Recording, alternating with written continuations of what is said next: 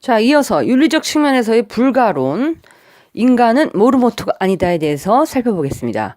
인간이 유전자 조작을 통해 변화하겠다는 목적에 아무 문제가 없다 하더라도 목표를 향해 가는 과정에서의 희생까지 정당화될 수 있을까요? 한 조사 결과에 따르면 미국에서는 1989년부터 2000년까지 4,000명이 넘는 환자가 임상실험에 참여했다가 모두 목숨을 잃었다고 한다. 혹자는 장애를 겪고 있거나 불치병을 앓는 사람이 가만히 앉아 불행을 겪느니 지푸라기라도 잡는 편이 낫지 않냐고 한다. 아픈 사람이 치료를 받고자 하는 것은 지극히 당연하다. 그러나 치료받고자 하는 환자의 절박한 소망을 이용하여 위험한 임상실험을 시행하는 데는 신중해야 한다. 그나마 유전자 요법의 경우 이 방법이 아니라면 어차피 죽을 운명이 환자가 최후의 희망을 걸고 임상실험에 지원할 수는 있다. 그러나 신생아의 유전자를 조작하는 경우 그 임상실험 대상은 어떻게 선정할 것이며 만약 부작용이 발생한다면 어떻게 책임질 것인가? 인간은 실험에 실패한다고 손쉽게 버릴 수 있는 실험체나 물건이 아니다. 따라서 실험 성공이 가져올 빛이 아무리 찬란해도 그 과정에서 수반되는 희생이 크다면 그 열매 역시 정당화될 수 없다. 이것이 윤리적 측면에서 불가론, 안 된다는 거죠. 그 다음에 6번째, 윤리적 측면에서 불가피론. 앉아서 기다리느니 차라리 위험을 택한다. 뭔가를 가진 사람은 되도록 위험을 피하고 싶을 것이다. 그러나 절박한 상황의 누군가에게는 위험도 충분히 감내해 볼 만한 것이다. 오늘날 안전하게 행해지는 대부분의 의료기술들은 바로 위기에 처한 환자들이 위험한 도박에 몸을 맡긴 결과다. 유전자 요법이나 강화가 과거의 치료법보다는 복잡하겠지만 충분한 준비와 계획에 의해 시행된다면 피해는 최소화할 수 있을 것이다. 일단 치료법이 개발되어도 약의 안정성을 확보하기 위해 장기적으로 임상실험을 실시하며 이를 통해 약이 안전하다는 증거가 웬만큼 축적되지 않고서는 정부의 승인이 떨어지지 않는다. 물론 이러한 대비책에도 불구하고 최초의 사용은 위험하다. 하지만 임상실험을 통해 얻어진 지식은 앞으로 더 많은 사람들의 목숨을 구하는데 요긴하게 활용될 것이다. 최초의 희생은 어쩌면 때로는 감수해야 하는 사항인 것이다. 자, 이것이 찬성의 입장이었고요. 자, 7번째, 제도적 측면에서 통제해야 한다는 통제론. 인간은 핵미사일의 리모컨을 든 원숭이다. 인간에게 주어지지 않았더라면 좋았을 위험한 기술로는 단연 핵기술을 들 수 있을 것이다. 핵기술은 핵무기 제조에만 쓰이는 것이 아니라 물론 원자력 발전과 같은 건설적인 일에도 쓰인다. 그러나 2차 대전 시 일본에 투하된 핵폭탄의 가공할 피해 그리고 그 이후 사람들이 겪어야 했던 공포와 고통을 생각하면 차라리 핵기술 자체가 없기를 바랄 정도다. 집집마다 수도관을 통해 공급되는 물처럼 과학기술이 미치는 영향은 특정 지역이나 집단에 한정되지 않는다. 그것은 심지어 해당 기술을 사용하지 않는 사람에게도 영향을 미칠 수 있기에 모든 결정을 개인의 판단과 의지에 맡길 수만은 없다. 통제 불가론자들은 흔히 생명공학 기술의 사용이 개인의 선택에 달려 있다며 국가는 개인에게 완전한 선택권을 줄 것을 요구하고 있다. 그들은 특정 기구에 통제권을 준다는 발상이 개개인의 합리적 판단을 인정하지 않고 소수의 엘리트 집단에게 인류의 미래에 대한 선택권을 주는 오만하고 시대착오적인 생각에 바탕을 두고 있다고 주장한다. 인간은 스스로의 지적, 윤리적 능력을 과신하여 창조주 행세를 하려 한다. 그러나 인간은 자연의 극히 일부만 알고 있는 한낱 원숭이 같은 존재에 불과하다.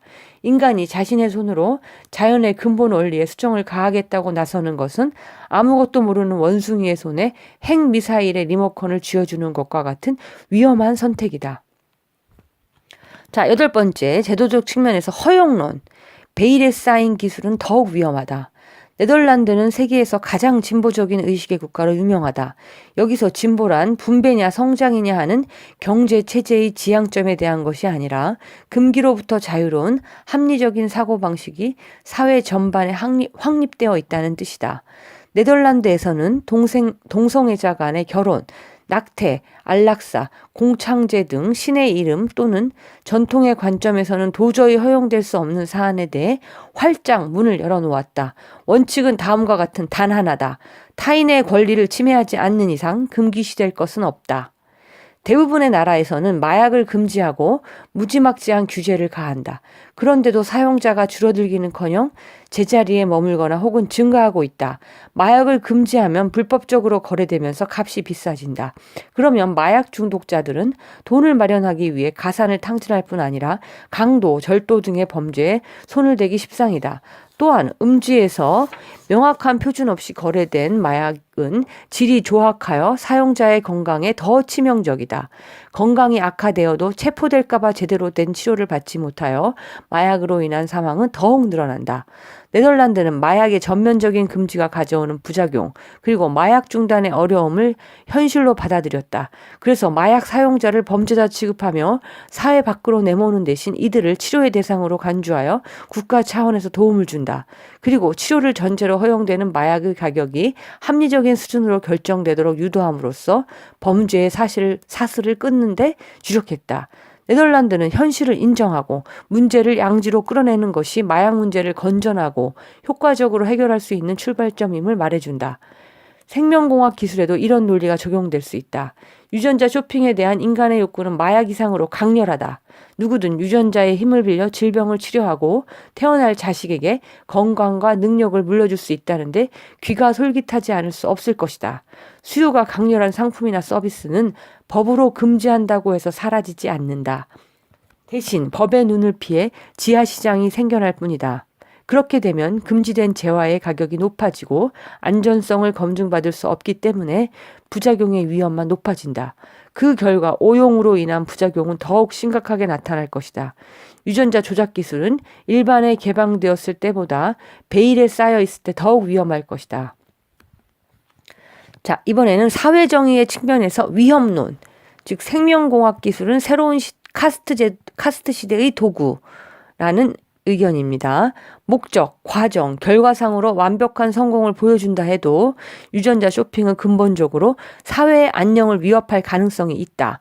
왜냐하면 유전자 쇼핑은 인류가 오랜 기간 동안 투쟁하여 획득한 민주주의의 근본에 심각한 위협이 되기 때문이다. 유전자 쇼핑이 일반화된 사회에서는 계층간 불평등과 비인간성이 상상할 수 없는 수준으로 확대될 가능성이 커 보인다. 그것은 아예 다른 차원의 인간끼리의 경쟁을 의미하기 때문이다. 국가별, 계급별 격차가 심각해도 거의 모든 인간들은 비슷한 형태와 능력의 신체 조건을 갖고 있다. 그런데 부와 권력을 가진 자들이 유전자 조작을 통해 남들보다 향상된 육체적, 정신적 능력을 손에 넣고 그것을 자손에게 물려준다면 그런 사회에 공정한 경쟁과 사회 정의라는 것이 과연 발붙일 수 있을까? 유전자 강화 기술이 보급되어 대중이 혜택을 받을 수 있게 되면 부유층은 더욱 진보한 최첨단의 유전자 강화 시술을 즐기게 될 가능성이 크다. 이러한 불평등이 고착화된 사회는 공정한 경쟁에서 일어나는 활력이나 희망이라고는 찾아볼 수 없는 일종의 디스토피아가 아닐까? 개인이나 집단의 경쟁력 확보와 이익 추구 앞에서 인류의 미래 같은 추상적인 명제가 발붙일 곳이란 없어 보인다. 이것이 바로 무분별한 발전과 성장이 세계에서 벌어지고 있는 이유 중 하나이다. 이러한 냉혹한 현실 앞에선 적절한 가이드라인과 시장 메커니즘을 통해 생명공학 기술을 통제할 수 있다는 이상론은 여지없이 굴복하고 만다. 그러므로 초기에 이를 사회적 관리와 통제 아래 두지 않으면 우리는 브레이크를 밟을 기회조차 가지지 못할지도 모른다. 자, 마지막 사회정의의 측면에서 무해론, 비밀과 통제가 오히려 특권층을 낳는다. 가격 하락의 법칙이라는 게 있다. 초기에 비용이 많이 드는 재화나 서비스를 하더라도 시간이 지나 대량 생산되고 판매자 간의 경쟁이 치열해지면 가격이 하락한다는 것이다. 생명공학 기술을 개발하고 시험하는 데 드는 비용은 천문학적이다. 그러나 일단 그 과정을 거쳐 보급되고 나면 가격은 낮아진다. 추가적인 투자가 필요 없기 때문이다. 인간의 능력을 강화시켜주는 능력 강화제가 개발되어 시장에 나온다면 10년 정도가 지나면 경쟁으로 인해 가격이 하락할 것이다. 소수의 부자들은 분명 보다 일찍 양질의 시술을 받을 것이다. 그러나 수요가 있고 이윤이 발생하는 곳에는 결국 공급자들 간의 치열한 경쟁이 일어나기 마련이므로 얼마 지나지 않아 가격이 떨어질 가능성이 크다. 기술 개발을 금지하려는 시도는 마약의 경우처럼 기술의 가격을 높일 것이다. 그러면 기술의 혜택은 더욱더 부유층에 집중되어 빈부격차는 더욱 심해질 것이다. 과도기에 소수에게만 혜택이 주어지는 불평등을 감수하는 대신 전체적으로 혜택의 범위를 넓혀가는 것이 자본주의에서 평등을 창조하는 방식이다.